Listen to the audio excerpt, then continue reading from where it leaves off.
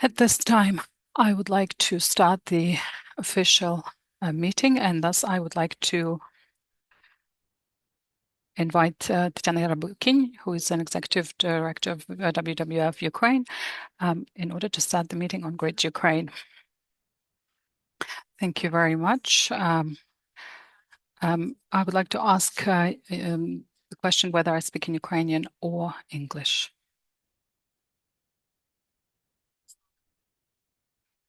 Yaroslav, what do you think? So most of our speakers are Ukraine speakers. So thank you very much. Greetings to everyone. And during this launch, during this Inception meeting, I'm very glad to welcome you. And this is a great name and a great heart of this project. And I will try to explain why I think this. For Ukrainian team of WWF Ukraine, this project has an aim, and the aim or the goal is a nature-friendly transport system of Ukraine. And this is a logical continuation of many years of work and ecological continuity and the integrity of biosystems. And we have been doing this job for a while, and we have used different directions to do that when we're talking about waters, when we're talking about rivers and free-flowing rivers, rather, when we talk about forests and creating new reserves, new protected areas, when we are talking about habitats and creating overpasses. This is a project that is continuing the long-term work which has been carried out by WWF Ukraine, and this is a continuation of our work, and I'm very glad that we're launching it today. For us, for Ukrainians, it is important to understand that there are 35% of biodiversity in Ukraine, and because the war is ruining our ecosystems massively, we must understand that the renewal and the parts of the country where there isn't active combat carried out, we need to indeed pay attention to biodiversity and to everything that is living here. We need to intervene and we need to intertwine all of these activities in multi-sectoral economic, social activity. And in some sense, well, not in some sense, but directly, I believe this is very well connected to our obligations within integrating with the European Union, because it is our responsibility to keep the biodiversity, and we know that all policies of our government are connected to this. So creating a safe investment space for this is very important, and Ukraine Recovery Conference also paid attention to this and dedicated quite a lot of time to talking about transport in this respect. But for me, as someone who is representing the civil society, it's also a respectful and green recovery, which takes into consideration not only different people, but all living creatures. And so for me, this is a great comprehensive project with a big heart, because in some sense, in metaphorical sense, when we're talking about roads, infrastructure, we are talking about point A, point B, actually achieving these points. And how are we achieving these goals? How are we moving towards our goals?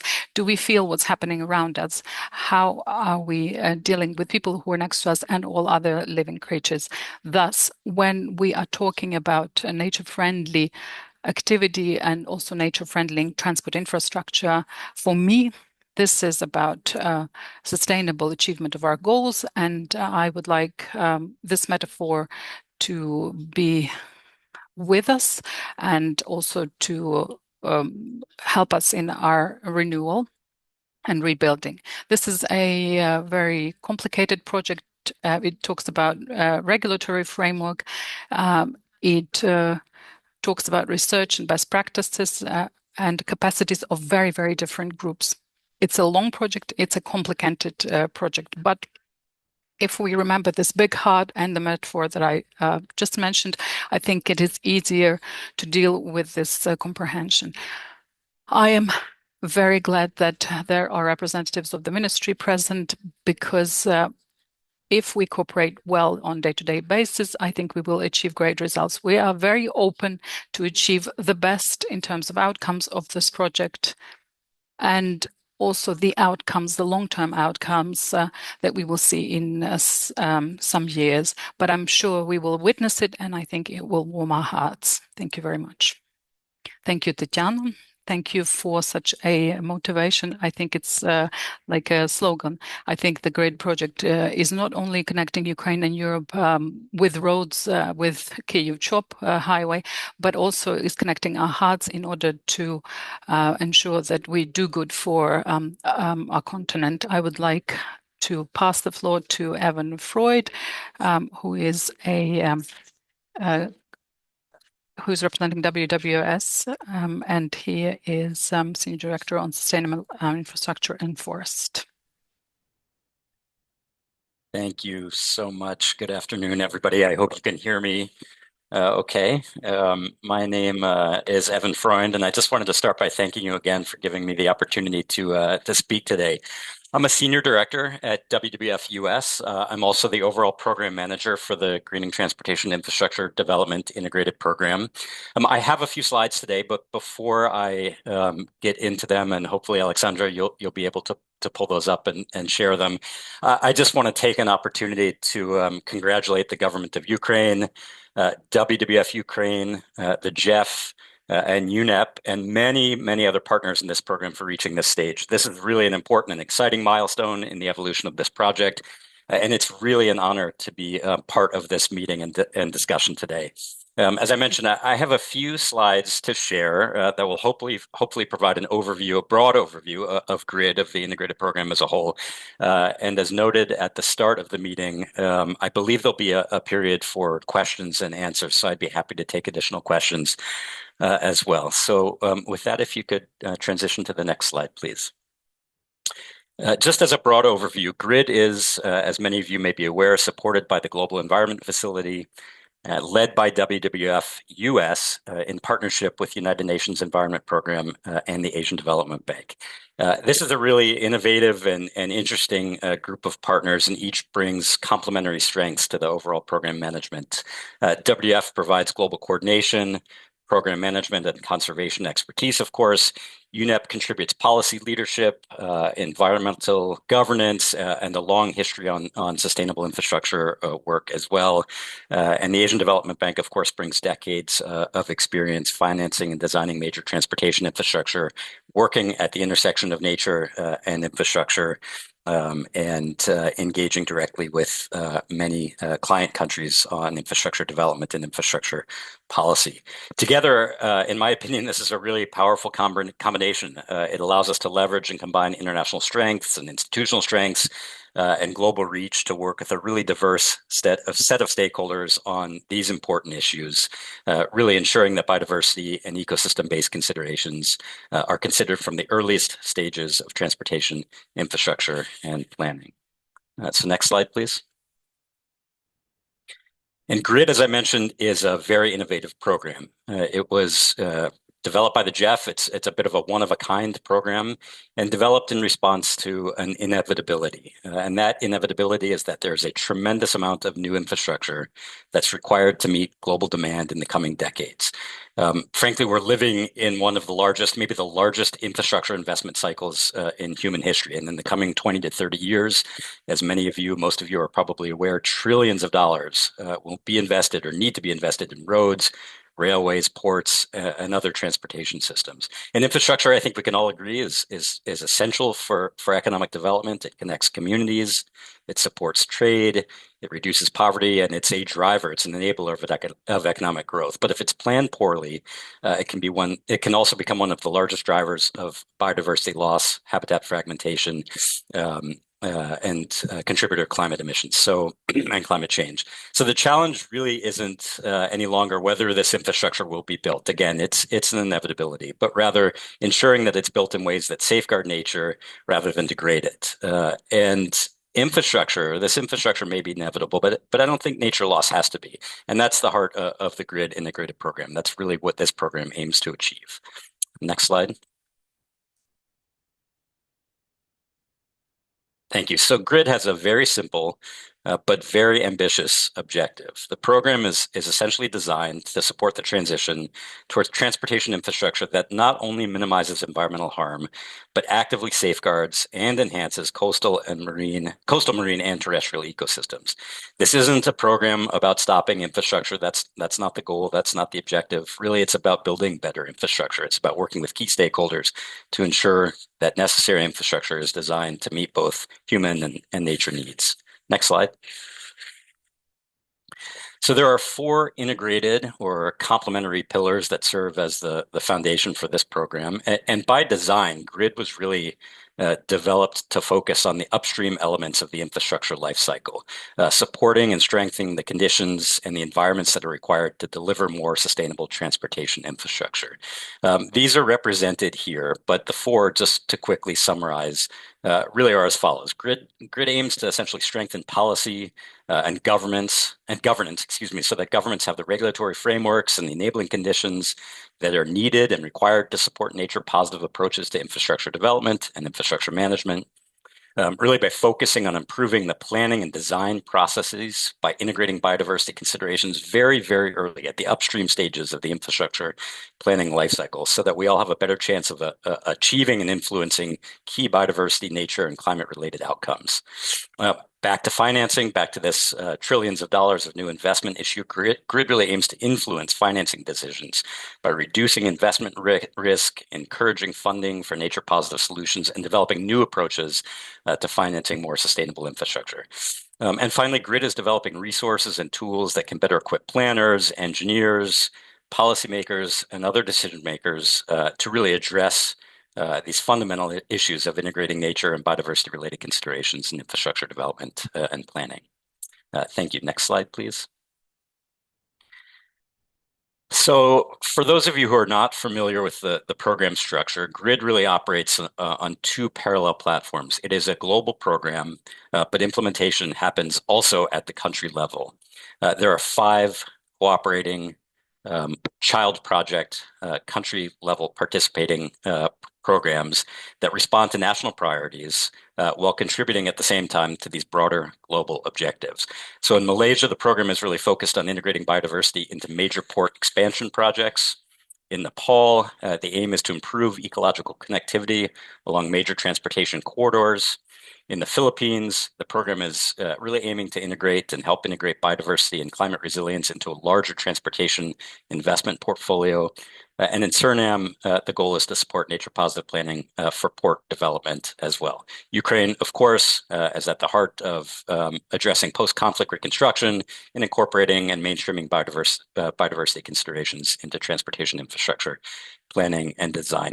Each of the entities who I mentioned earlier, incidentally, represent implementing agencies with the responsibility for delivering, executing, and managing the programs in partnership with the respective governments and other executing agencies. So each of these 5 countries has a delivery modality and approach to delivering the program in the country over the next 5 or 6 years. In addition, WWF US manages the global project, which is meant to bring together all of these country programs and advance broader objectives around best practices related to mainstreaming biodiversity and nature into transportation planning, finance, design, and implementation.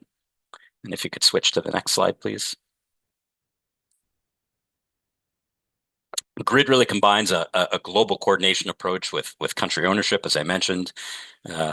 As I just described on the last slide, WWF serves as the global coordination unit and really works closely in tandem with UNEP, ADB, and other representatives of steering committee to actually manage and implement the program. And this is a broad ecosystem and a somewhat complex ecosystem of partners and delivery stakeholders responsible for managing and overseeing each of these projects. But it's an effective way to deliver a very complex program and allows for scaling up and delivering best practices associated with this work. So this diagram here simply represents the overall governance structure of the program, which is largely in place at the moment. The global program, as I referenced, which is managed by WWF US, has actually been up and running for just about a year now, and each of the country projects, Ukraine and Suriname, the first two to get off the ground, are now actively moving into implementation.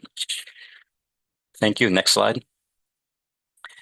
So that really concludes my presentation. I hope this provides a high-level overview of the program. I just want to end by saying a few final notes. First of all, the QR code on the right, I hope each of you can take a moment to scan that with your phone. That will link directly to the GRID website and Knowledge Hub. This is the primary repository, if you will, or vehicle for which all information about the integrated program can be found. Any new knowledge products, meetings, convenings, opportunities to engage with each of the child projects and with the global program can be accessed through the website. Additionally, I would encourage everybody on this meeting today to follow the GRID program on LinkedIn. On the left-hand side of the slide, you can see the LinkedIn address for the program. These two sites will serve as the primary entry points for the program, where all of the newest information can be found and accessed. And of course, at the website or email address, excuse me, that's referenced just above the LinkedIn site address, you can reach out directly with any of the representatives of the global program for questions about contributions, interest in participation, or other engagement with the program. So again, I'd like to thank everybody for your time and for the opportunity to speak today. I'm looking forward to the conversation this afternoon and certainly happy to answer questions. Thank you all very much again.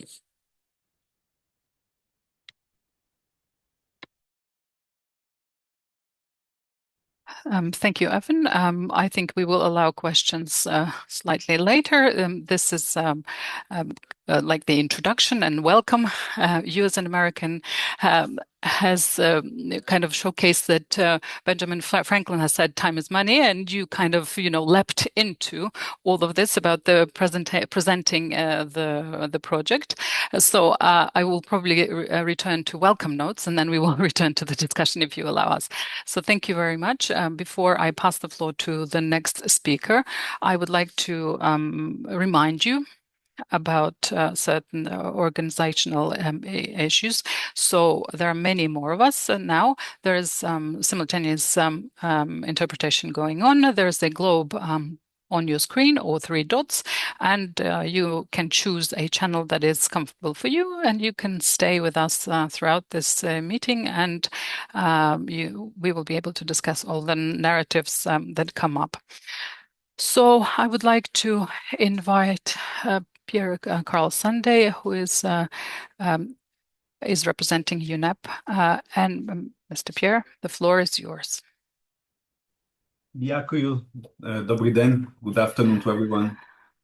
Yeah, my Ukrainian is limited to that. Apologies. It took me 4 years to learn two words, but it's okay.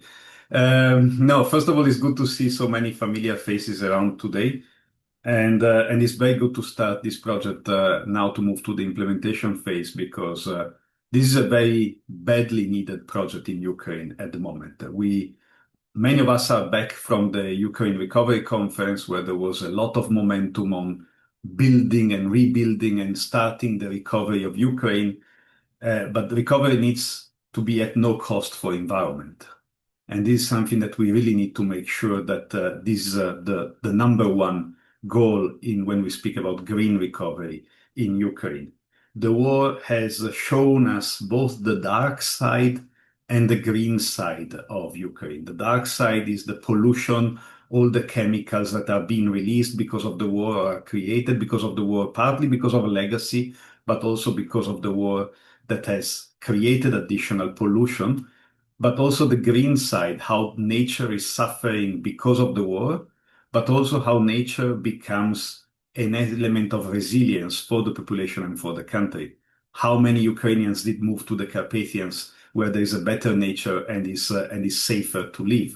Now, these are various aspects that we are seeing in Ukraine, and that I'm myself experiencing since I live in Kyiv since 3 years now. Now, Ukraine, as I said, definitely needs this project for two reasons. Ukraine will need connectivity for the recovery.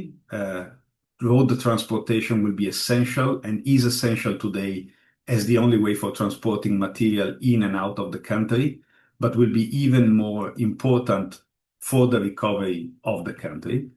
But is also important for EU connectivity and for integration in the EU as a large. And as somebody who drives back and forth from Kyiv to Italy every 6 weeks, let me say that there is no other most user than me of the Ukrainian roads, and showing how, seeing first face how much we need to integrate biodiversity in this road network. So this is also an opportunity of doing things better, of doing things different. And so we very much look forward to the execution of this project and to the great results in cooperation with the Ministry of Economy, Environment and Agriculture and the Ministry of Territorial Communities and Development, so that we will need both sides to make sure that we have the financing, that we have the biodiversity protection, but we have also the plans and the programs and the projects in the making. Lastly, let me say that this project very well combines with two other GEF projects that UNEP is implementing in Ukraine. One related to electric mobility that we are discussing now with the Ministry of Environment and Economy. And the focus will move now exactly to the west. So how can we integrate sustainable mobility, electric mobility, integrating biodiversity? But also a project related to biodiversity conservation and protected areas management in the Carpathians that will be executed by the Carpathian Convention Secretariat. So that is something like a trio of three projects that are looking at the same region, but also at the same topic, each of them from a different angle. And this is where it is important, where as UNEP, that we can play the role of connecting the dots, of linking the different initiatives. And of course, to connect the dots, you first of all need to see the dots.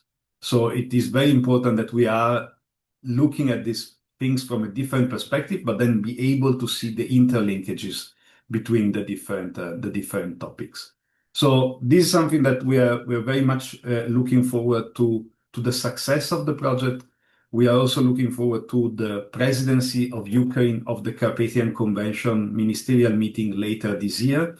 That will be also another opportunity to link up these different initiatives, but also to make sure that there is a policy dialogue at the international level, because in the end, these roads are going to another country. You want to make sure that they are connected, that there is the same quality and the same, let's say, standards. But also, let me finish by saying that we're very happy to partner with WWF, our panda friends. We work very closely in Ukraine since many years and in other countries as well. And this is something that is always good to see, the interconnection between a non-governmental organization and an international organization, the UN agencies, because we come from maybe from different point of views, but we have the same goal. That is to make sure that we have a better environment for this generation, but especially for the future generation. Slava Ukraini.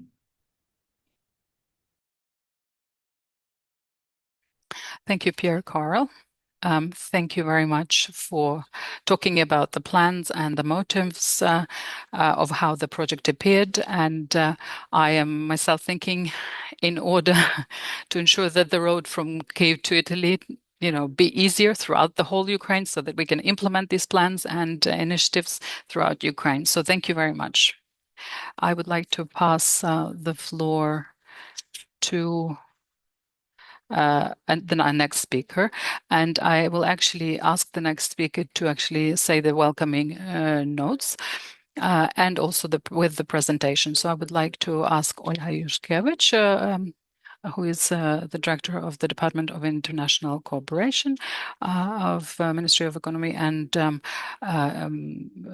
Environment and Agriculture. So I would like to ask you to speak with the welcome notes as well as your presentation.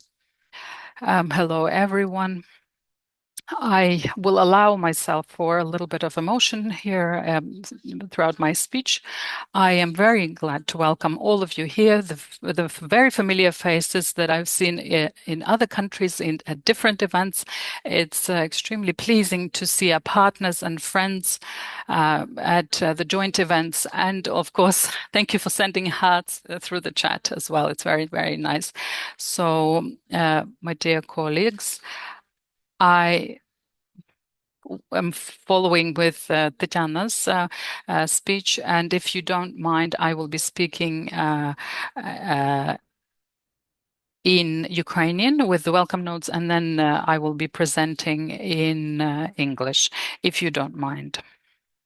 So on behalf of the Ministry of Environmental Protection and Natural Resources of Ukraine, I would like to warmly welcome all of you and express my sincere appreciation to WWF-Ukraine, UNEP, and the Ministry for organizing this first meeting on project initiative aimed at integrating biodiversity conservation into early planning of linear transport infrastructure in Ukraine.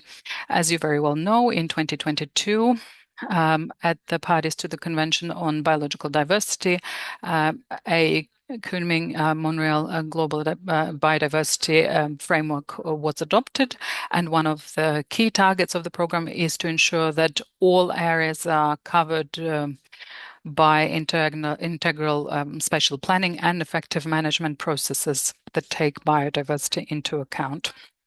The proposed project is fully aligning with this objective and with other targets under the biodiversity framework.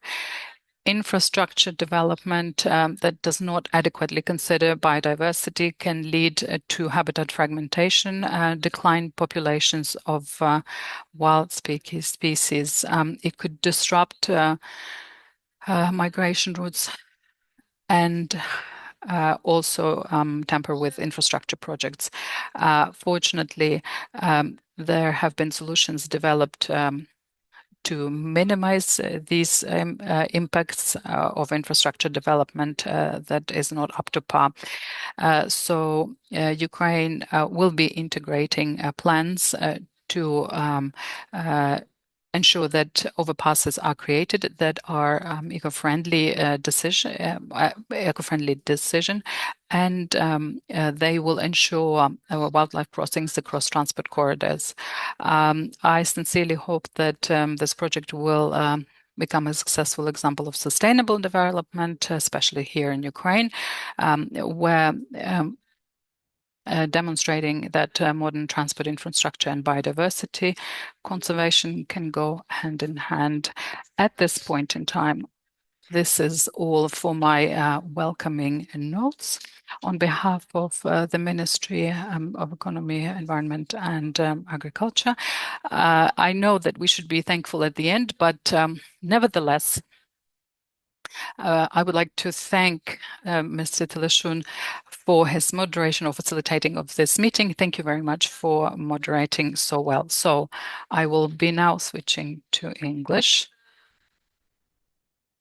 And there will be a presentation on priorities. So I will be switching on to my slide. That my breath would allow me to speak a lot, but I do this the whole day. So I would like to present Ukraine's key priorities in the field of biodiversity conservation and the development of natural reserve fund. I will briefly cover the current status, major challenges, European integration commitments, international obligations, and our priorities for 2026-2027. Also, I'm pleased to welcome my colleague, Mr. Yuri Rasyuk, as the head of the Biodiversity Conservation Division of the Department for Protected Areas, Nature Conservation Territories, and Biodiversity of our ministry. He is joining us at this call and will be happy to assist in answering any technical issues during or after the discussion. So the next slide, please. Yes, thank you. Ukraine Natural Reserve Fund is a core element of our biodiversity conservation system. As of the beginning of 2026, it includes more than 9,000 protected areas and objects. However, the overall conservation indicator remains below our strategic ambition. For 2026-2027, Ukraine plans to expand the protected areas network, including through the establishment of the Chorny Lis and Bujak Steppes National Nature Parks. At the same time, our priority is not only to create new protected areas, but for sure to improve their management, define and protect land boundaries, strengthen monitoring, security, research, environmental education, and sustainable recreation. Next slide, please. Yes, thank you. The conservation of species is another important priority for the ministry. The number of species listed in the Red Data Book of Ukraine has increased significantly over time. This reflects both the richness of Ukraine's biodiversity and the growing pressure on species and habitats. Our work includes updating the law on the Red Data Book, harmonizing national criteria with the IUCN standards, conducting species assessments, preparing new species lists, and ensuring effective protection measures. Ukraine also implements obligations under key international conventions, including CITES, CMS, and Berne Convention. Next slide, please. Yes, thank you. European integration is one of the main drivers of biodiversity reform in Ukraine. We are working on approximation with the EU Nature Protection Acquis, including the Birds and Habitats Directive, the Nature Restoration Regulation, legislation on invasive alien species, zoos, CITES, the Nagoya Protocol, steel products, and traps. Several draft laws have already been prepared, while others are planned for development in 2026 with support of our international technical assistance projects. Next slide, please. Benchmarks. Thank you. European integration in the field of biodiversity goes far beyond the adoption of legislation. The European Commission will assess not only legal alignment, but also our institutional capacity, availability of scientific data, sustainable financing, and most importantly, practical implementation.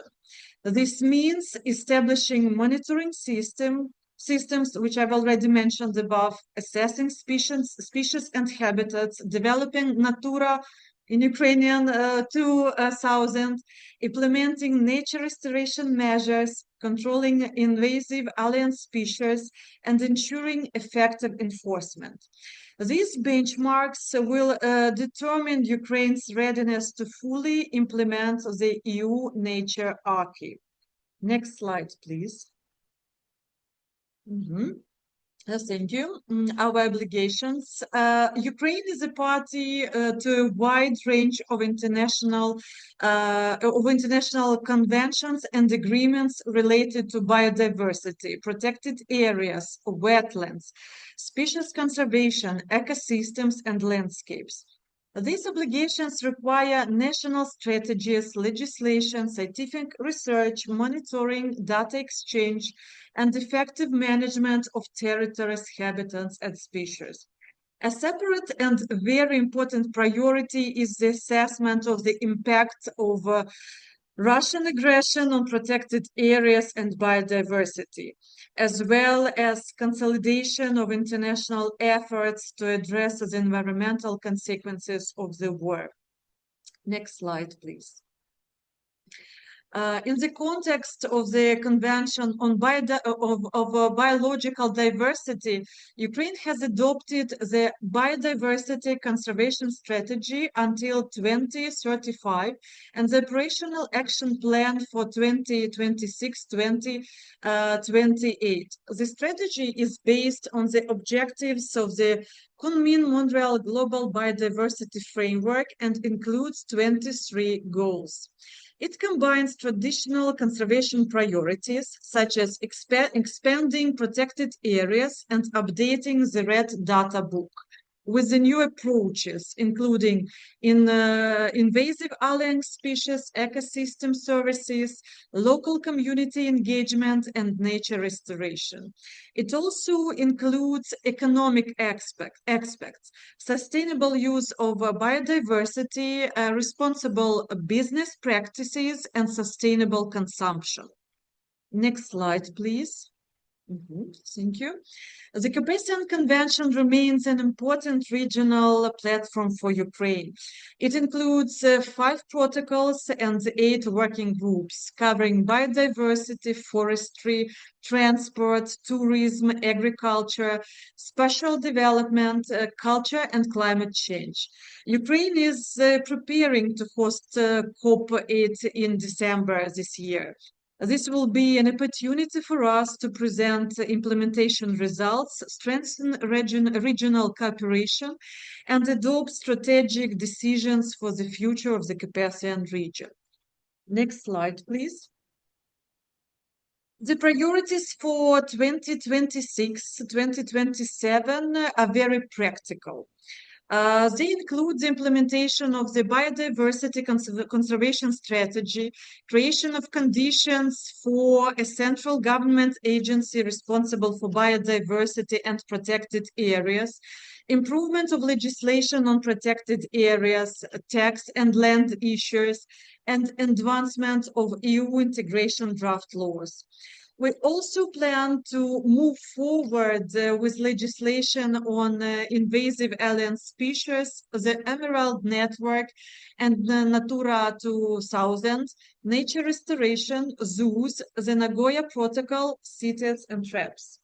Another priority is the development of a biodiversity and landscape monitoring program and the establishment of new national nature parks. Next slide, please. Yes, it is the closing remarks. So to conclude with, I have to mention that Ukraine's biodiversity agenda is ambitious, but also very concrete. It combines national reforms, European integration, international obligations, protected area development, species conservation, and response to the environmental consequences of the war. Thank you very much for your attention, dear colleagues. And if you have any questions, I suppose that I, together with my colleague Yuri Rasyuk, will be able to share our reflections on this. Thank you very much, Ms. Olha. So we've had our first 2 speakers speak already. And of course, this is an integral part of our meeting. We can do a bit of Q&A if we need to, and then we will follow up with the next presentations. I'm just reminding you that you can raise your hand and ask a question, or you can ask it in the chat in the written form, also in the Q&A section. You can address Ms. Olha or Mr. Evan. So I will be asking some questions. I will ask Evan. So you have quite a long-term sort of experience working with green infrastructure. From your experience, what are the challenging issues or challenging zones or classical issues or zones when you're implementing projects like these? Thanks so much for the question, and Thank you again for giving me the opportunity to present and to be with you all today. I think this is a great question because perhaps more than ever, the necessity around finding ways to introduce biodiversity mainstreaming and nature-based solutions into what may be considered traditionally gray infrastructure or hard infrastructure is absolutely critical. Infrastructure depends on nature, and nature depends on infrastructure, right? There's this symbiotic relationship between the two. But I feel as though there's still a tremendous amount of work to be done to better integrate biodiversity and biodiversity-based considerations or ecosystem-based considerations into traditional gray infrastructure approaches. And some of the challenges to your particular question include, I think, making the economic case, thinking about the total life cycle cost, if you will, of delivering an infrastructure service. It's not well represented, the benefits, right, of introducing nature-based solutions or introducing green approaches into the development of infrastructure and what that can do on the benefit side for the reduction of costs or the lengthening of operational lifespan of an asset, for example. And while there are plenty of examples out there in the world, I don't think they're particularly well documented. So one of the challenges is I think, bringing stakeholders together, of which there are many diverse stakeholders in the infrastructure sector, to better understand the opportunities for introducing green approaches, nature-based solutions, or hybrid solutions into what historically has been a very uniform or a very rote approach to developing major civil works projects or major infrastructure. So there's that cost-benefit analysis question that I think is quite critical. The second point that I'll speak to now, and happy to answer additional questions on this a little bit later, but I think is bringing up the next generation of engineers, for example, to think about innovation, how to really introduce opportunities for new approaches to developing infrastructure that works in harmony with nature and doesn't work to combat nature. As I said, again, infrastructure is wholly dependent upon nature, and nature is dependent upon infrastructure. So understanding this relationship and amending engineering codes, principles, and policies at the same time to allow for better introduction of nature-based approaches into infrastructure development is key. And I think a component of GRID will really aim to address that issue. How can we use the project to perhaps train the next generation of engineers to think about and introduce new approaches to infrastructure development and infrastructure management? And so those are just a couple of challenges that I would highlight. And again, I hope that this project as a whole can accelerate or advance good practices and best practices related to these issues. Thank you.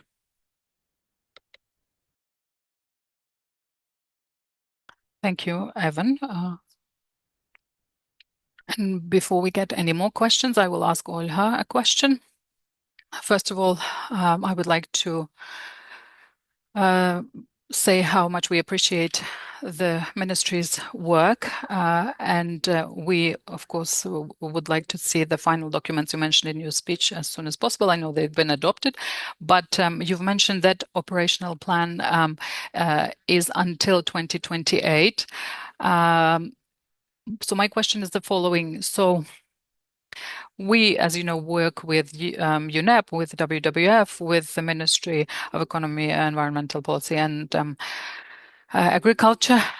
And you know that all of us partners will be working together for a while. Have you chosen this date this year intentionally, or what was the thinking behind the 2026-2028 dates? So I would like a colleague to join our conversation. Yuri, if you're here, please join. Mr. Asuk, I'm representing the department of the ministry that deals with biodiversity, and as Ms. Olha has mentioned, the strategy indeed has been adopted by the government on the 10th of June. We are still working on the operational documents related to the strategy. Hopefully, the operational plan will cover 3 years up to 2028, as mentioned. And then once we have the analysis, after we've implemented the operational plan, we will then consider extending it throughout the next time periods. And I'm hoping that it will also be a 3-year period, 3-year timeline. So, of course, we have activities that deal with overpasses and ensuring biodiversity.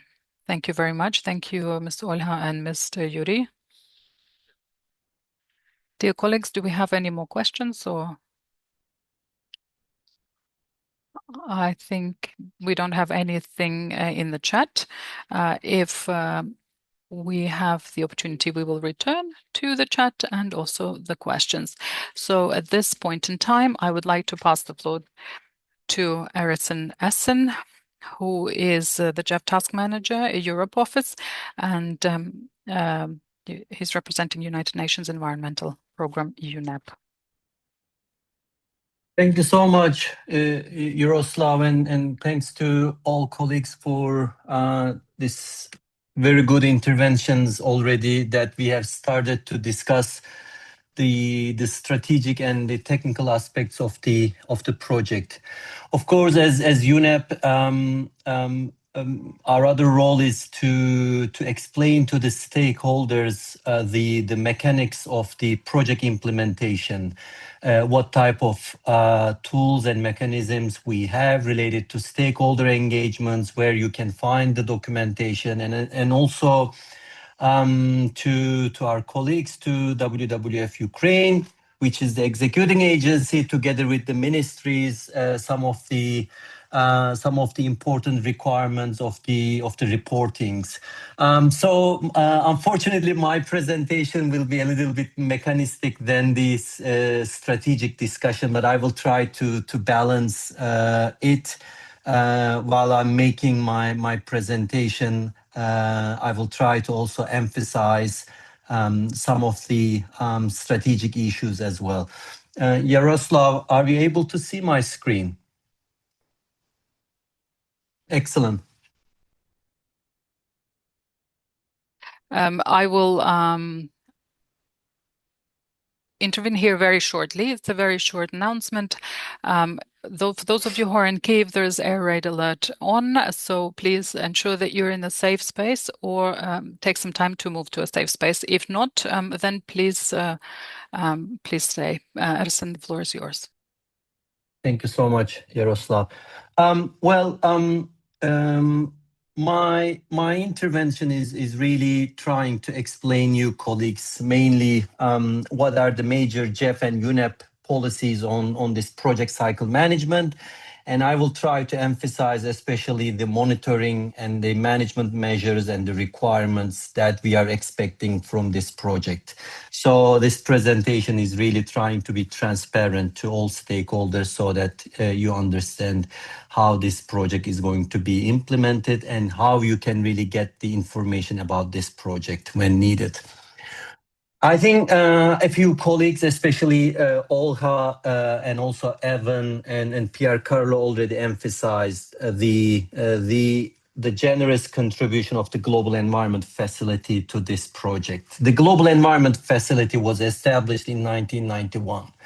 But I think the most important thing is just to emphasize its goal. It's to address the global environmental issues while supporting the sustainable national sustainable development initiative. So from that perspective, I think this project is an excellent example how, while the Carpathian biodiversity is important for Ukraine, but it's not only important for Ukraine, it is a globally important biodiversity richness that needs to be protected.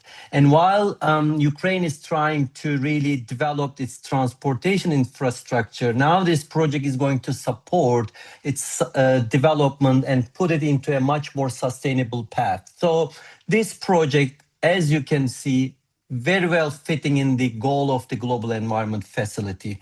So the other important element of the JEF is that it is a financial mechanism. It is an international cooperation. Again, you can see that most of the part, there are lots of international and national partners convening together to be part of the solution of this important challenge. And this is an important additional funding, which means that the project is not trying to fund that is already going to be implemented by the ministry, by WWF or UNEP. We are really bringing new innovative technologies to Ukraine for sustainable development path. So this is an additional funding for the incremental cost of the measures that we are trying to implement. So, of course, JEF is not new to Ukraine, none of you. It has been under operation since almost now 30 years, since 1994. So the project is being funded from the JEF 8 replenishment window. But as you know, last month we already met in Samarkand, which also launched the JEF 9 phase as well. So as you can see, while the project is really new and innovative, there are new projects coming in the pipeline that we hope that the new ideas is also going to be complementing this project. So this is also, again, an important element of the JEF, the incrementality, the innovation, while also trying to ensure the coordination among the other JEF projects being implemented in Ukraine, but also globally, like through this GREET integrated program. So I'm going to focus a little bit on the roles and the responsibilities and some of the important milestones that we will be getting back to you with more information in the later stages. But what I want to share with you, which I'm sure Taras is going to elaborate more, is this is the chart that we are going to revisit again and again, specifically for the Ukraine Child Project. I mean, Ivan already shared the global theory of change of the project, the 4 components, how it is going to be complementing each and every country, including Ukraine.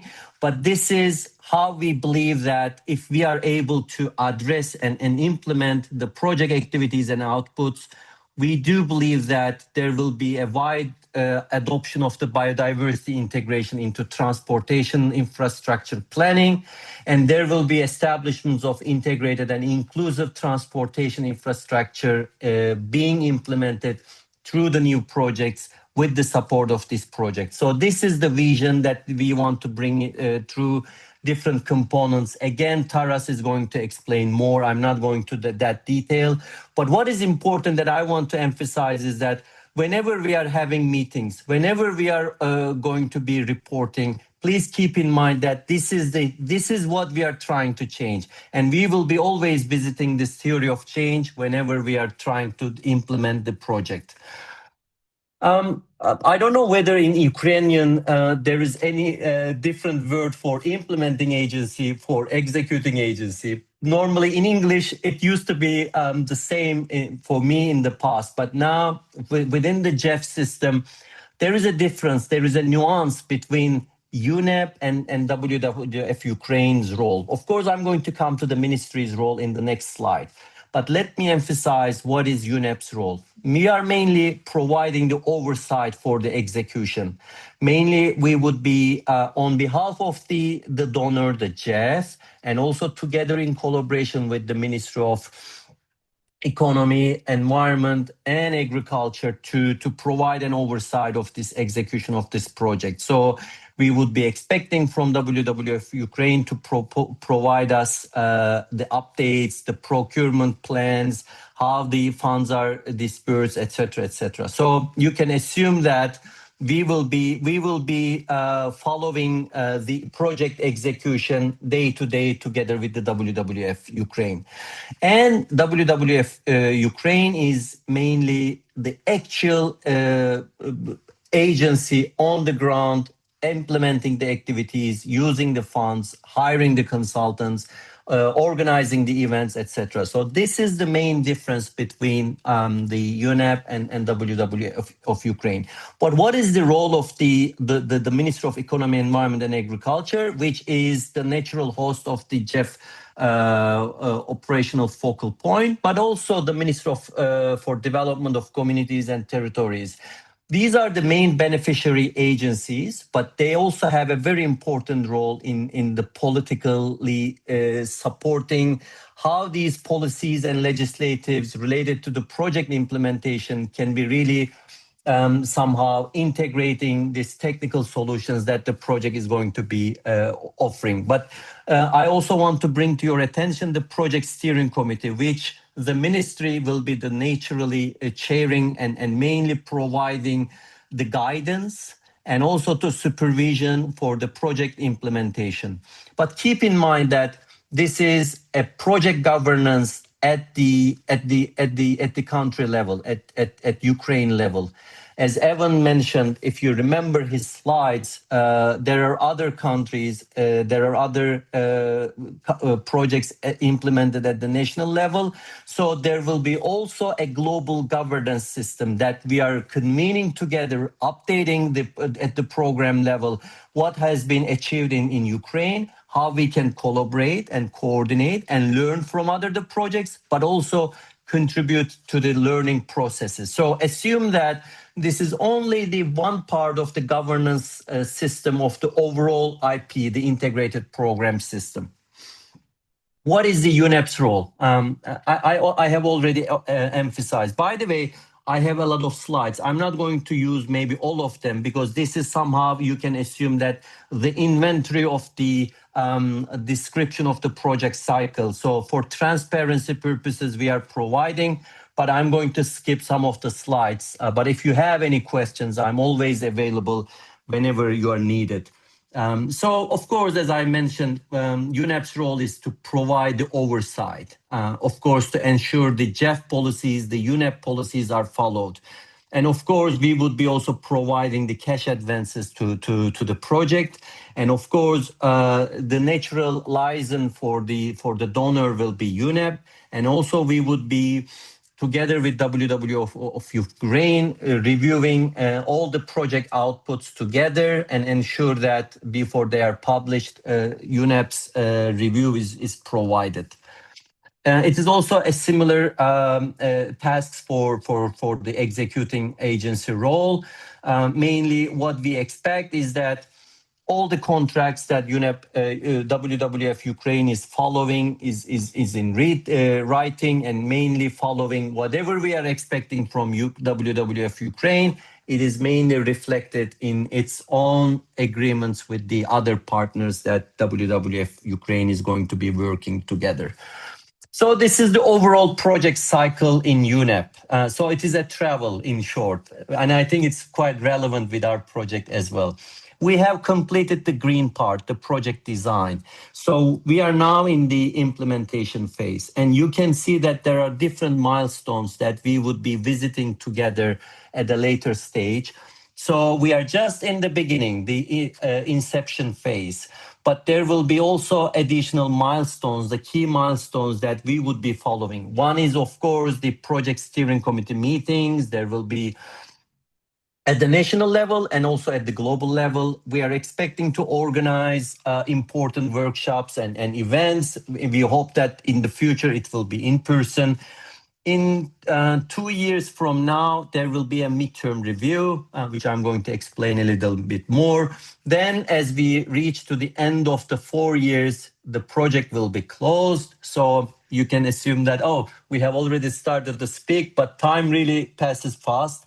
You cannot believe that when we first discussed this project, it was also, again, maybe 3 or 4 years ago that we were discussing how to make Ukraine part of this initiative. So time passes fast. So what I would like to also share with you is, I think this is very important for especially for the ministry and for the stakeholders.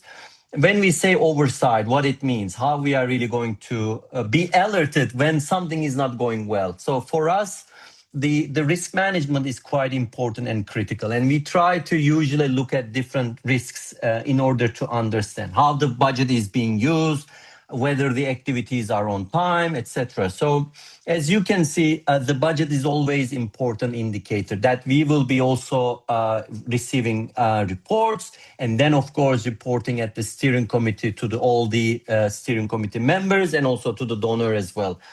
If there is an overspending, it is sometimes, maybe not every time, but sometimes it might be really an important issue that needs to be looked at.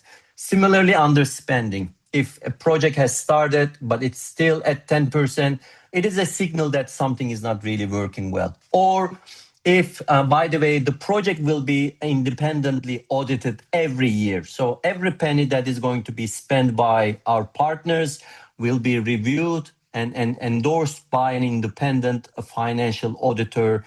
So this transparency is also important that you also need to keep in mind. So for us, any delay in the audit reports is again an important question mark. And we usually stop sending funding unless we receive the audit reports. And similarly, the progress and financial reports are natural indicators of how the project expenditure is mainly managed. Of course, mismanagement or corruption is a no-go for us. Whenever we received any issue, of course, we first try to understand whether there is any valid case like that. If there is any doubt, then we of course initiate a process for that. We investigate, and then based on that, there are interventions. But just to share with the stakeholders, when we mention the oversight, it doesn't mean only we are just meeting and just explaining you something. There is a continuous process. The other important part is the substantive part. So we usually compare the progress of the project together with the budget, time, and the deliverables. These should be in balance. So if the time is passing, if the money is spent, but if there isn't any deliverable, again, a question mark for us. And we usually do this every year. So next year, by this time in July, we will be having a very comprehensive assessment together with our partners and the ministry of the project progress of the first year. We would be looking at based on the plan versus what has been achieved. And then we are going to report this to the donor. And also this is going to be transparently shared with all the stakeholders. And where environmental and social impacts are quite important and critical element as well. I'm going to explain it more, so let me pass it. Then the project cycle management, I have already shared with you. If the project comes to the midterm review, we prefer to have an independent review. Besides us, besides WWF-Ukraine, besides the ministry, we want to bring an independent eye who has an experience on the technical aspects of this project, but also on project cycle management, in order to be able to guide us whether the project needs any, let's say, course correction at that stage. So that is for us an important learning process, and also a correction stage for any, if there is any misalignment that when you are too much involved in the project implementation, sometimes you may not see the full picture. Of course, the aging project is another issue. Suspension, we are not expecting, but we usually try to track these type of indicators during the implementation. What I would like to emphasize is that when we say oversight, we already have a very comprehensive monitoring plan. You can find them within the project documentation. Again, I'm going to explain if any of you really needs to access all these documents. They are transparently shared at the donor website. But what I would like to emphasize is that there is a project supervision plan that we already know which report is required when and how we are going to do the project visits, the supervision missions, etc. But that is only a plan. In addition to that, there is a monitoring and evaluation plan, a results framework, which is the theory of change is the key thing. But the most important thing, the outcome level indicators are the major indicators that we are going to be reporting to you how the project has succeeded each and every year. And part of that results framework, what we call the Jeff core indicators, that is how much of the hectares of the areas are under improvement, how many people is getting benefit from this project, those type of key indicators that the donor is looking, we also monitor every year and report on them. I'm going to skip these ones because these are the details element, but what I would like to bring to your attention that this is a comprehensive process. What I would like to bring to your attention, this is the project supervision that I was mentioning. As I mentioned, we already know when we are going to have the midterm review, how it's going to be organized. Each and every report will be reported when, by whom. I'm going to show them at a later stage. But what I want to share with you, an other important element, the gender mainstreaming, the grievance mechanism, that is, normally the project has already defined a complaint mechanism, and it is really a collaboration again. This is starting at the WWF-Ukraine level. That is, our partner already has its own grievance system, which also this project, if needed, it's going to be addressed through that. If the complaint is not really satisfied with that, then it is elevated to the ministry, to UNEP. So we also have those systems, which is explained within the project document, as you can see in the attachment 5D. Whenever there is any complaint, we have already defined how it is going to be elevated and transparently shared and how it is going to be handled. So there is a plan for that. But more importantly, there is also a plan for the gender, because this is very important for us. Each and every environmental project should be also supporting the gender objectives of the country and also the global gender perspective as well. So we have a gender action plan, a stakeholder engagement plan. They are very comprehensive plans thanks to WWF-Ukraine. These are all available for you partners to see how UNEP is going to work together with WWF-Ukraine and the ministries in order to ensure that the gender priorities and policies are adhered during the project implementation. I have already emphasized this environmental and social sustainability framework, so I'm not going to repeat. But when you are looking and revisiting the slides, please especially look at these blue emphasis of the words, because it's mainly guiding you how we are going to handle any complaints, any challenges that we may be facing during the project execution. Again, I'm skipping this. The reporting requirement, I'm not going to, this is much more for the colleagues in WWF-Ukraine and to the ministry. To be transparent, there will be a substantive reports on the progress, and there will be the financial reports. What I'm going to show you is this chart, which is mainly a very short summary of the reporting requirements. The project started in March. After we signed the agreement, we assume it as the milestone of the project starting date. So we signed the agreement with WWF-Ukraine 3 months ago. So the project started in March. So we are not expecting too much reports because our colleagues received the first tranche very recently. So the only report that we are expecting in 2026 is the financial report, which is going to be due in October. But then, as you can see, when we mention the year 2027, you are going to provide us four different types of reports. Financial reports every 3 months, inventory of non-expendable equipment. If you are buying any equipment based on the procurement plan, we are expecting you to report every year, because once the project is completed, we are going to hand over everything to the ministry. So we want to ensure that what is purchased is tracked and transparently shared with the ministry. The substantive reports I marked in blue, the progress report, and the most important one, project implementation review report, which is going to be due next year, July. So no progress report this year. This year is quite easy. We are going to mainly setting up the team. And what I want to bring to your attention is also the co-financing report. This is very critical and important because this project also committed some in-kind contribution, including UNEP, WWF-Ukraine, and all other important partners, including the ministry as well. So that is going to be reported each and every year. But this is, in our case, it is all in-kind contribution. What I would like to bring to your attention is that this is to be delivered over life of the project. So each and every year when there is any new co-financing, we want to be reporting it. It is not audited. So what you really committed, you are going to self-calculate your own contribution and then report to WWF-Ukraine, and then WWF-Ukraine will be reporting to us based on what you are reporting. So this is mainly how we are going to be handling the co-financing.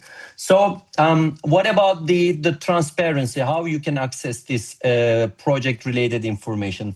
I just brought the UNEP open, https://open.unep.org. So this is UNEP's project website that you can find everything related to each and every project when a project starts implementation. So you are not going to see this project yet there, but in 3 months' time, once we receive the financial reports, etc., we will start to put them in here. What I would like to share with you is that this is one of the websites that you will be always accessing any information related to this project. In addition to that, the knowledge products are already going to be shared with the global coordination, that is the WWF US. So Evan already shared the website for that. So most of the knowledge products will be available there. I'm sure our colleagues are also going to share the child project specific website, which you can also be able to access more information about these projects, technical deliverables as well. So I think this was my last slide. Thank you so much. If there is any question, I'm more than happy to answer. Back to you. Thank you, Ersin. I think we will move on to Q&A after Taras speaks. Colleagues, if you want to make a note of your questions, please do so. Thank you very much, Ersin, for this technical introduction of the project. And indeed, it is quite comprehensive and hard to implement. So thank you very much for being so specific. I would like to invite the representative of WWF for Wildlife Program Management, Taras Yemelinets. Over to you. Thank you, dear colleagues. Most of you know me. I am actually, of course, the Wildlife Program Manager, and I'm coordinating the implementation of this project. So I would like the slides to go on, if possible.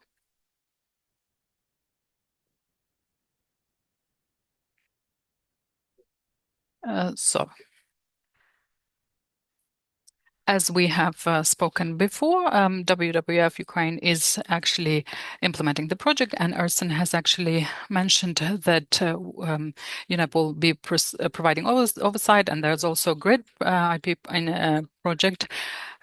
We have signed an agreement in March, but we have 4 years to implement this project.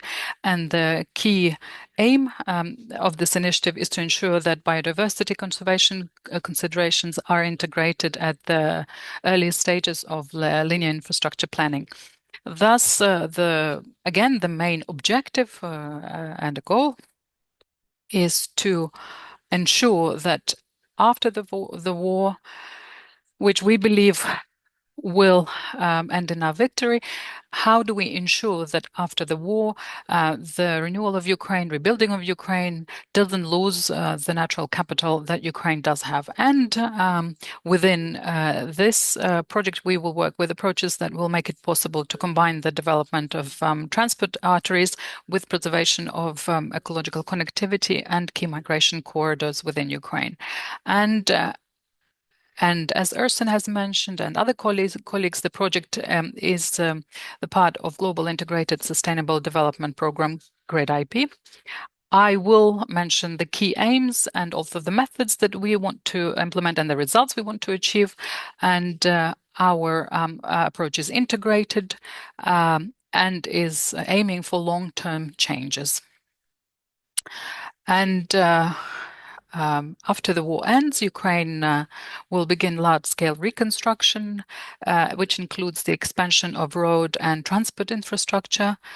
And if this development is not planned in an integrated manner, it will inevitably lead to the destruction of valuable ecosystems and the loss of migration paths. Roads are a major driver of fragmentation of natural habitats.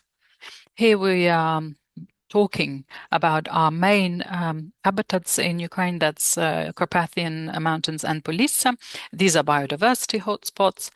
And if the development is rapid, the risk is that we will ignore these ecological interconnections, and these risks become even greater. So this is because the traditional approach to construction still largely focuses on economic feasibility and the engineering parameters of road surfaces. So we aim to eliminate these threats by moving towards a nature positive approach at the upstream planning stage. I will repeat myself slightly. We've talked about what's on this slide, but this project is a part of Global Great Initiative, and this program is designed to coordinate efforts among 5 countries across different continents. And the core of the program is the global platform, which Evan has mentioned, and which ensures the exchange of best practices. And engagement with the platform will allow us to adopt advanced international experience, and it will also, from a different point of view, will guarantee that the methods we will develop will be also validated at the international level, and it will this experience we gain will be disseminated throughout the world. So there are basically 3 interconnected components, and the first component is dedicated to reforming policy, regulatory, and legal conditions, and its objective is to remove legislative barriers, update national infrastructure strategy. And the second component is more practical. So to speak, it's a practical demonstration of integrated planning. And here we will be working with spatial databases, something more precise, testing monitoring methods, nature-based solutions we will also be testing. So something that is more applicable, tangible. And the third component is ensuring knowledge management, management overall, communication and coordination. It's kind of responsible for ensuring that successful experience is scaled up across the whole territory of Ukraine. And I will briefly assess each of these components in the next 3 slides. So when we're talking about reforming policy, regulatory, and legal standards, and this component aims at removing barriers at the highest level of government. So it is a revision of the National Transport Strategy of Ukraine until 2030, as well as current operational plan, as well as targeted environmental measures for 2028-2030, as well as considering a secondary legislation mechanism for monitoring compliance. We also plan to assess public procurement procedures in order to require contractors to comply with sustainable practices. An important element here is also mandatory gender analysis. And I would like to note that specifically for this component, it is very important that our key partners are the Ministry of Economy, Environment and Agriculture, as well as Ministry for the Development of Communities and Territories of Ukraine. Here, we will be discussing the second component, which I mentioned before, and it's dedicated to practical demonstration of integrated transport infrastructure planning. And the key, let's say, idea or philosophy of this component is a shift from remedying consequences, but rather preventative planning, where biodiversity is taken into account already at the design stage. And within this component, we will be focusing on several critically important practical steps. And we will audit transport projects for their compliance with Ukrainian and international environmental legislation.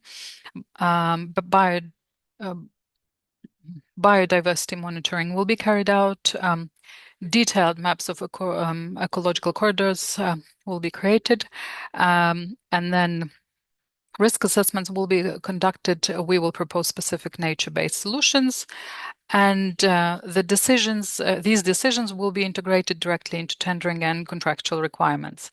And a separate focus here, I would say, is working with regional authorities, local communities, who basically, as a result of the project, will receive tools and support to identify the best solution for making transport infrastructure nature positive.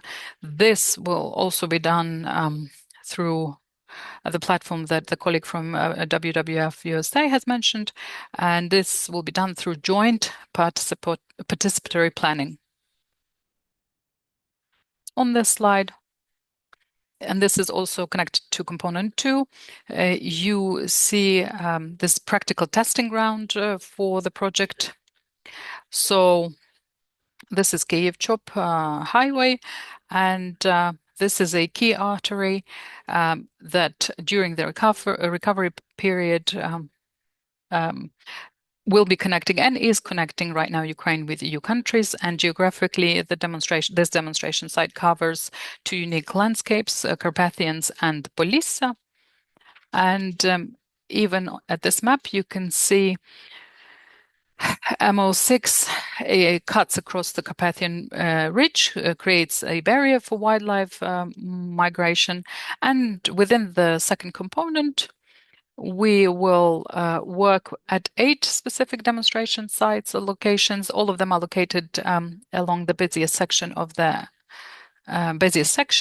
sections of the highway. The first site is the Zakarpattia, Zachorovanny Krai National Nature Park, and Senyak Protected Area, as well as Lviv region, and that's within Skolivsky Beskidi National Park. There's a site near Lviv, which is located close to local parks, and also in Zhytomyr region.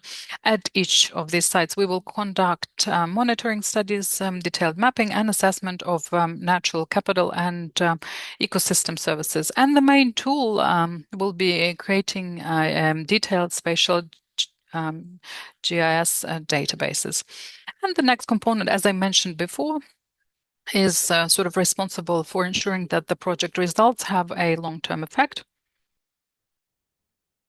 And in other words, it is consolidating fragmented knowledge into coherent practical instructions, guidelines, communicating knowledge, scaling up the results. We plan to publish quite a few comprehensive knowledge products. They will be fully disseminated through the GRID global platform for global community.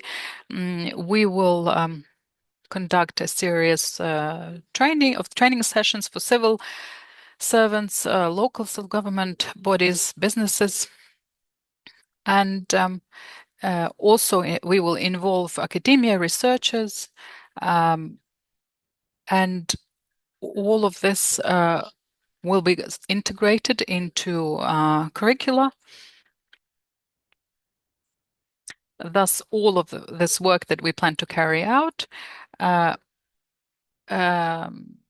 is similar to what we've used before, the approaches, the methods. So this communication strategy will be based on these tested approaches used previously by WWF-Ukraine. And I believe that this is a unique experience of greening the destroyed infrastructure. It will be useful for many countries that are developing or are in a similar situation. So all of us know when we're talking about Ukraine's European integration and Ukraine as an EU candidate country, it requires the rapid implementation of European environmental directives.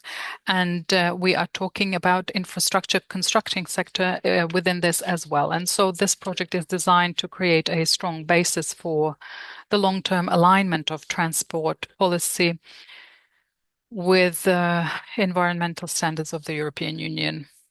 And there's another issue here is creating a sustainable institutional legacy of the project, and we will be involving universities, research institutions, specialized road design institutes, and the training materials that we develop will be integrated directly into curricula, into academic programs.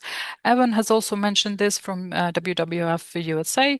I believe that this approach will ensure the training of new generation of Ukrainian engineers, environmental specialists, researchers, scientists who will systematically use the skills of sustainable spatial planning. And the last slide here. So when we're talking about the team that is implementing the project, these are WWF-Ukraine staff. It's Taras, myself, also a project manager that is who is responsible for managing all of the experts. That's Alexandra Brunovitska. But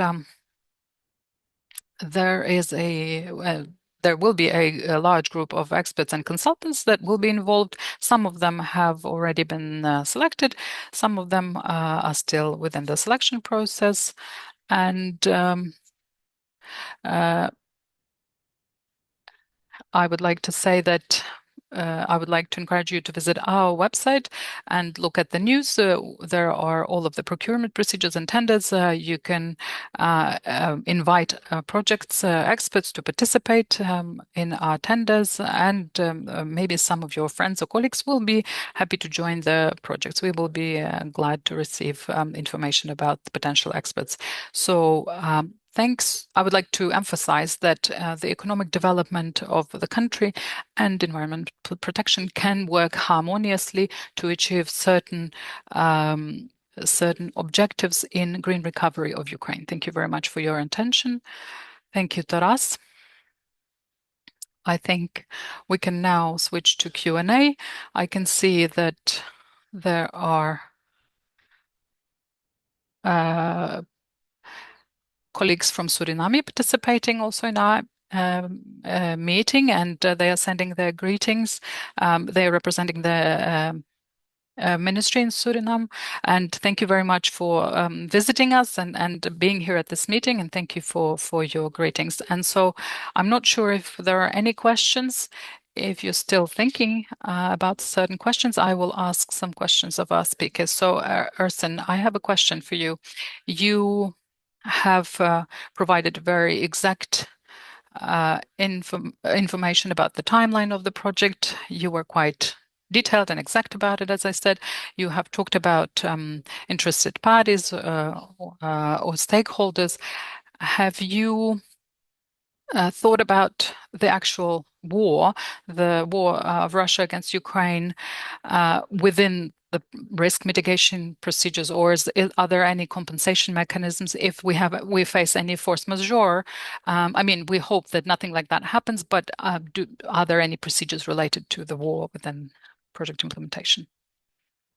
Thank you so much, Yaroslav. Of course, we don't want to face with that one, but as you have highlighted, this is something that we need to be prepared. And actually, this was also one of the questions that we have received. If you remember, during the project development, what are the interventions related to that? And again, thanks to you and your team, actually, there is a comprehensive also a plan for that type of challenges that we may face, including the safety and health of the project staff, partners, stakeholders, etc. So we would be really following the guidance of the ministry together with WWF-Ukraine.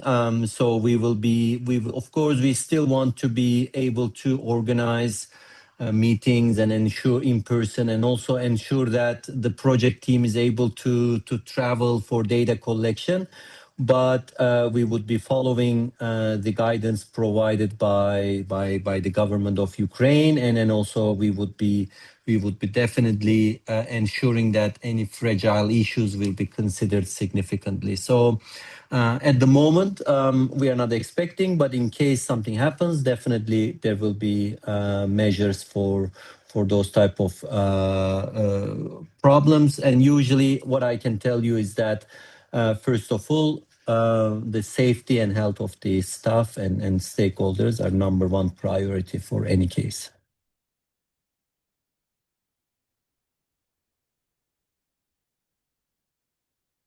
Thank you, Ersin.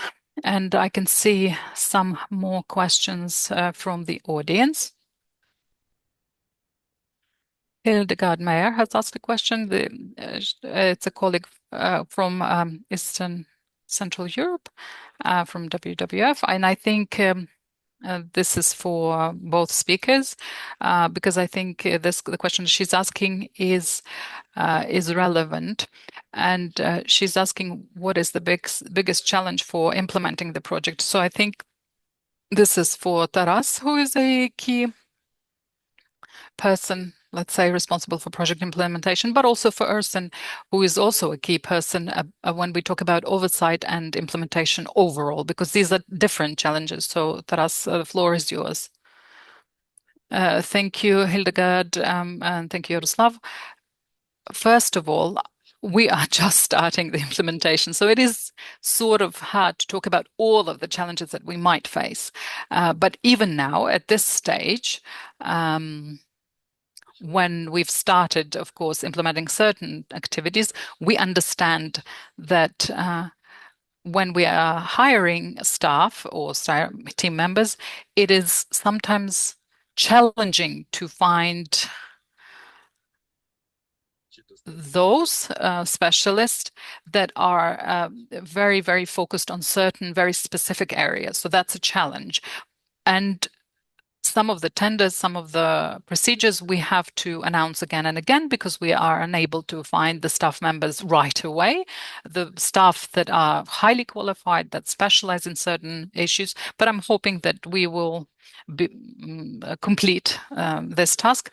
But this is a technical issue. When we're talking about implementation overall, now that we've started with our first steps, practically implementing, let's say, monitoring, and this is in the context of war, what I will be saying, as one of the key road arteries, the highway that I've mentioned, when the specialists have tried to go and monitor certain areas, we are facing certain limitations in terms of access to certain road paths, let's say bridges or other sites throughout the highway that are being guarded, that are being secured for security reasons, right? So there is a certain limited access to them, but we will be solving it as well. We have some thoughts about how to do that. So these are the first few things that I can mention about what happened in the last couple of weeks or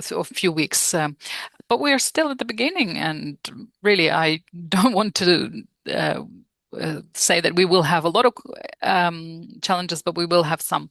Yes, Yaroslav is saying that, yes, of course, we're just at the beginning of implementation, and of course, we will have more challenges. So, Ersin, what would be the biggest challenges or key challenges throughout implementation of this project? Thank you so much, Hildegard. I think this is a quite important question.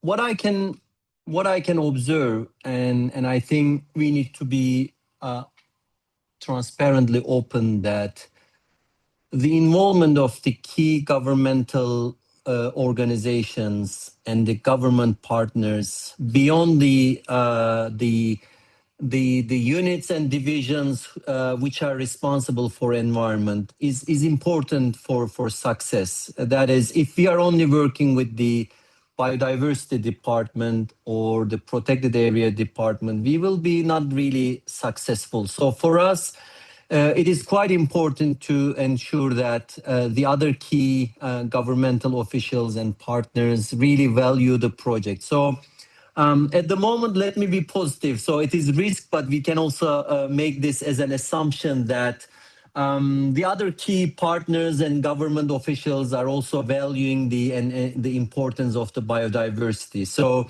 and of course, we are in a quite challenging situation in the country. As you know, currently there is a martial law. So that also already makes everything very urgent, very critical, very important. So providing the space on environment is quite challenging already. So for me, that is another important risk. So you can assume that this martial law will affect the travel of the staff, organization of the events, etc. But more importantly, as Evan have highlighted, our main purpose is really changing the procurement rules, changing the mind setting, which is a little bit much more a long-term vision. So it's always going to be that conflict between how to make everything quick and easy and have everything ready by yesterday because of the current situation versus how to really bring that new culture of considering the environment in any gray infrastructure development will be the main challenge that we need to be keeping in mind. So you can assume this as a mind setting risk, or you can also assume this is an innovation that we are trying to bring. So you can also assume this a type of the innovation risk that the project is trying to intervene. So yeah, those are the major things that at the moment, I consider quite critical and important.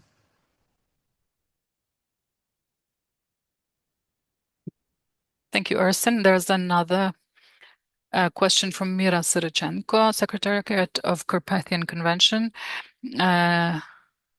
And one is for Taras, I think, and one is for Ersin, I suspect. So first one is, will you develop the documentation within the project? What sort of documentation will be developed, or will there be a pilot, let's say, element? Is there a pilot that will be implemented? I would like to clarify.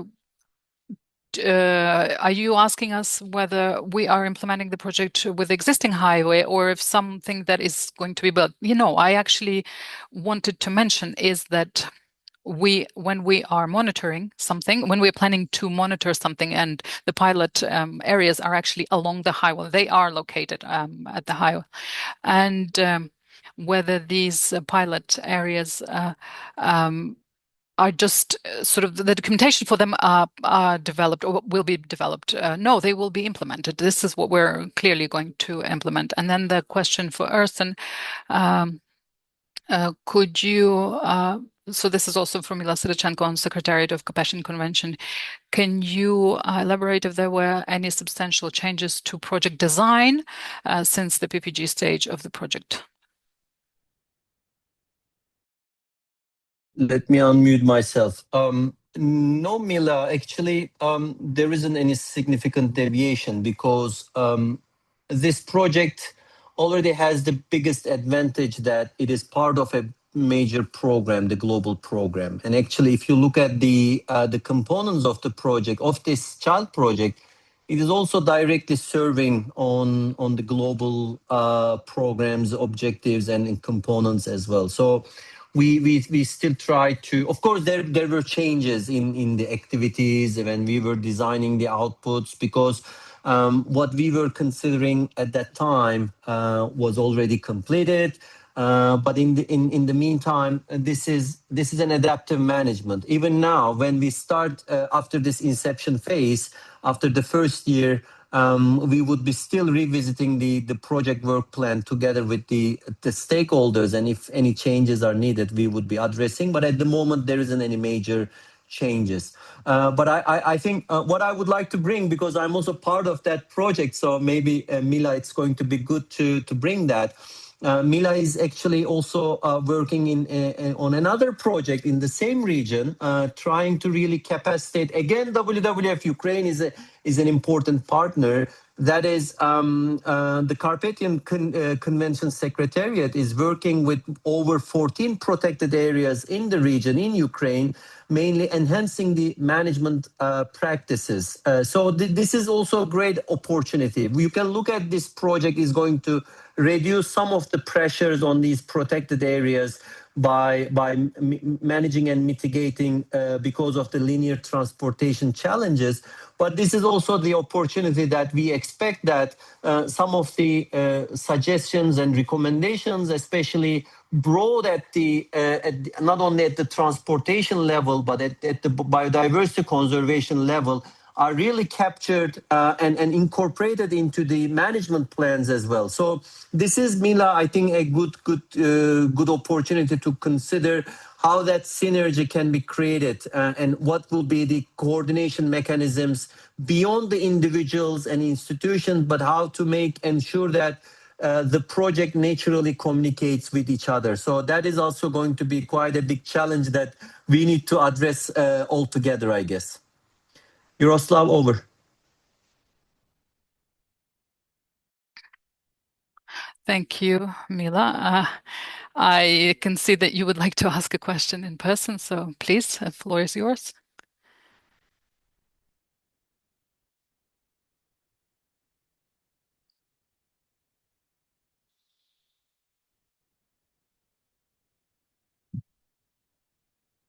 We cannot hear you, Mila.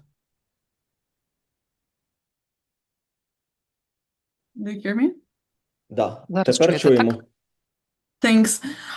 Thank you so much for invitation, and I'm really happy to see this project is finally kicking off, and I'm also very proud of everyone work here, and I know it's hard. Jeff projects are a tough nut to crack, and it's very interesting for me also to see the components and exactly, Ersin, you're right. It's gonna be an interesting experience of also trying to see the synergies between these projects, and indeed our Panda colleagues are a great partner for us, and I'm also happy to know a lot of them in person.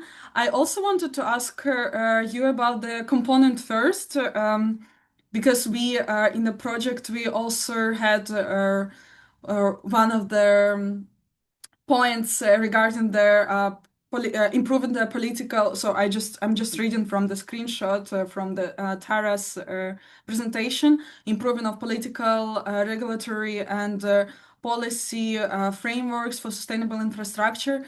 Have you managed to put like any specific targets, or like, I don't know, you're gonna assist in adopting any policy frameworks, etc., or it's rather producing like knowledge management tools, because I remember we also had a point in our project regarding whether it's possible to commit within the Jeff project for a substantial change or any change in the political system in the country. So I'm interested to hear your experience. Thank you.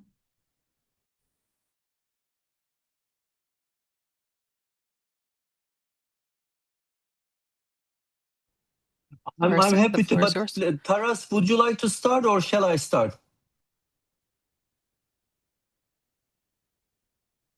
Please. I will speak in Ukrainian. So yes, I've mentioned this, of course. We are not only talking about knowledge management in general, but in the first component, we are talking about norms and standards, and also analyzing national transport strategy,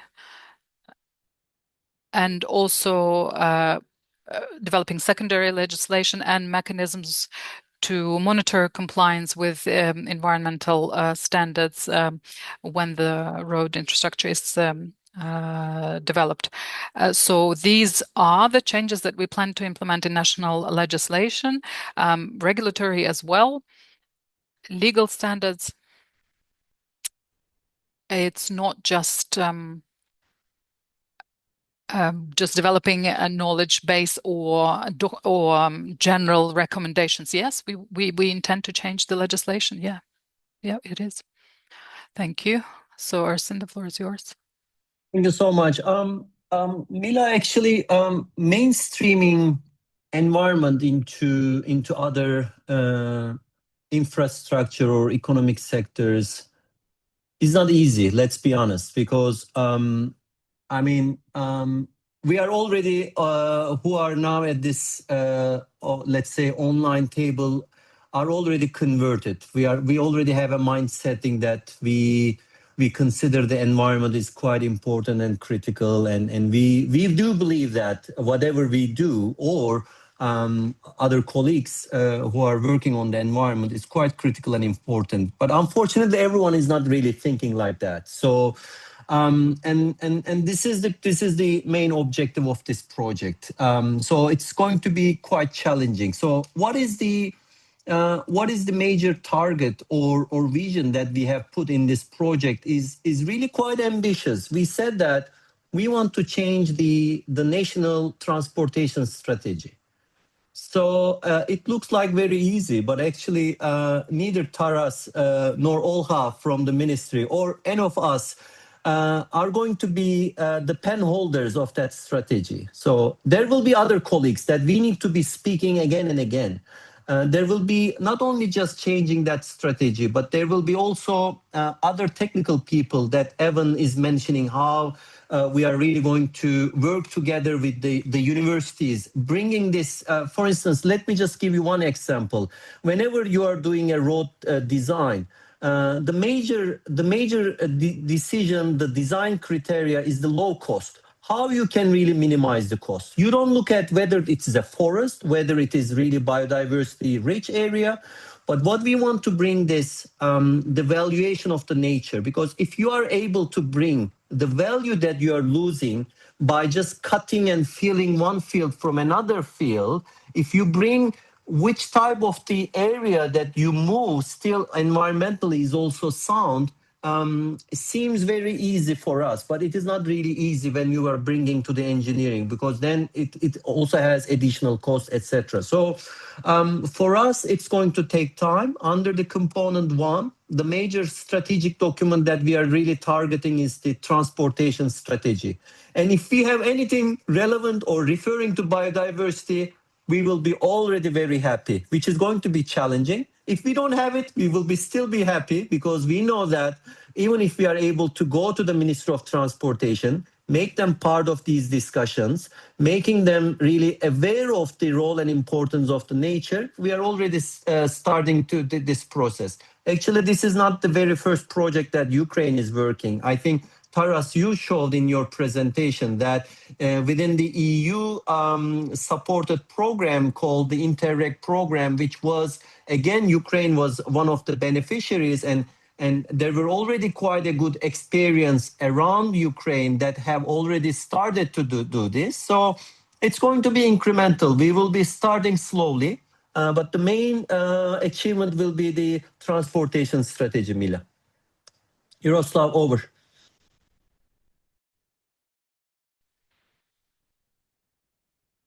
Thank you, Taras, Ersin, and Mila. And of course, now I can see that WWF is bringing close people together, even though they're working for the same institution. And I'm quite happy to say this again. And I'm happy that this is our platform for conversation and exchanging experience exchange. I don't see any more additional questions, so we can move towards concluding our meeting. And I would like to say a few words again in conclusion. So I would like to mention and refer to what Solha was saying. And this is when we're talking about this strategy, and it's not just about Ukraine or just European Union, and it's not just about integrating Ukraine in the European Union.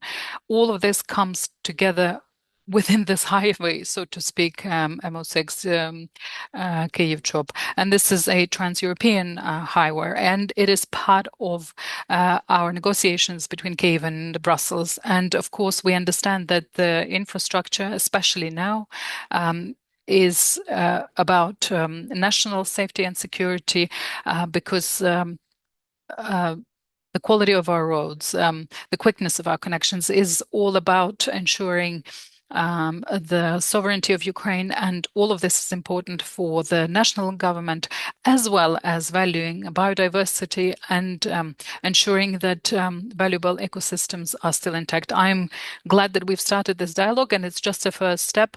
This is a comprehensive, complicated project. There are many interested parties or stakeholders that are involved, but this is just the first step to implement the project. And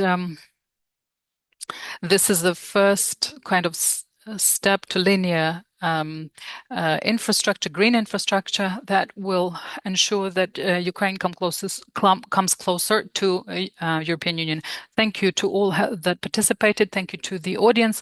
I would like to thank to our technical specialists who have made this possible.